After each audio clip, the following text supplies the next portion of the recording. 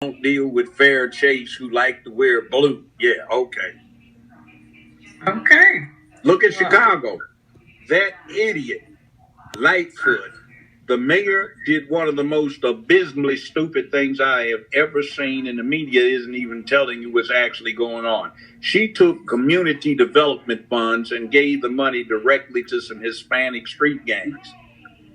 And they used the money to buy arms ripped off from, I guess, that boxcars that got ripped off in the rail yard, and supply up. So you've got Hispanic street gangs gunning down black boys and black street gangs gunning down brown boys. And it's a hellacious mess. And the police are being told to back off, treat it with kid gloves, let them get it out of their systems. And the only reason they're being allowed to do that is because they're ratchet little white cupcakes. Nothing against white people, but if they were black, they'd be getting shot up. But they're not black. And they're running around with a communication system. They've got lawyers already set up, so when they get busted, they quickly get put out on bond. And I have a sneaking suspicion that Antifa has some interesting connections. Their communications devices are rather advanced, and they seem to have a logistics back up that supply. So there are convenient stacks of bricks, communications, letting them know through BLM, which says on its site that it helps organize demonstrations. So they're using BLM as a call in so they can arrange where something's going to go down. Mm-hmm. And I wouldn't be surprised if it wasn't the Jewish Defense League or the Anti-Defamation League that is hooked up to get a little revenge on the Aryan Nation, American Nazi Party type, KKK types, etc., etc.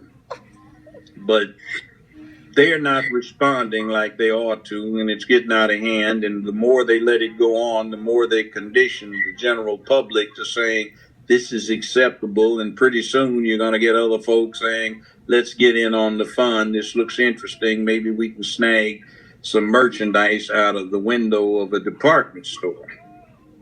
Yeah, I get it. So let's see if you have any questions.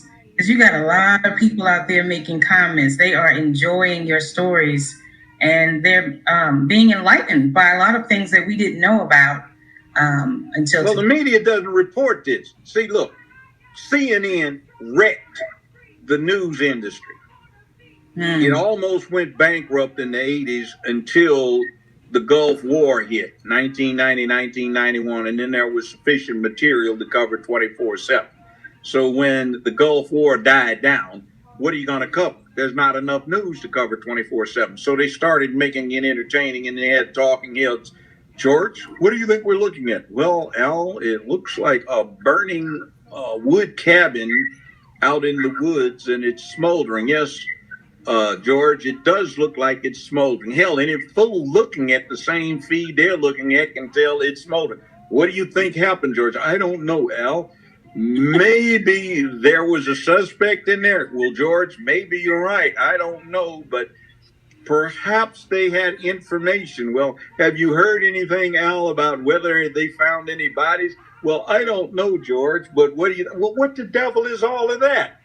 And then you see it degenerates into a sham on the public. I talked to Trayvon Martin's mother. I interviewed her several times. And I finally got to meet her, and I was sitting next to her at a function.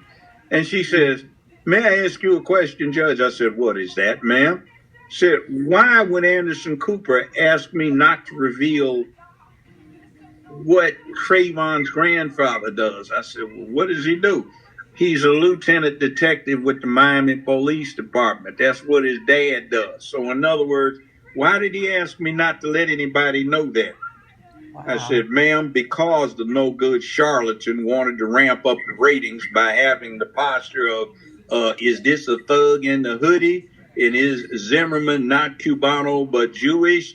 Where somebody is oh my God, trying to defend their neighborhoods, and then all this nonsense about no retreat, and they needed to end it, and Castle Doctrine, which had nothing to do with it. And by the way, Castle Doctrine, let's look at Breonna Taylor. Tragic situation.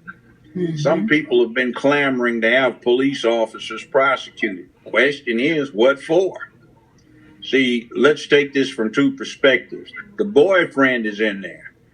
Mm-hmm. When somebody breaks off in there under the Castle Doctrine, he's got a right to open fire without question. He does. Right. Mm-hmm. He's not charged because he has committed no crime. The police, they have a sworn duty to uphold the law. And what happens is somebody on the department was negligent and got a warrant with the wrong address on it. The warrant is sent to them. They have to execute the warrant, otherwise they are liable for dereliction of duty.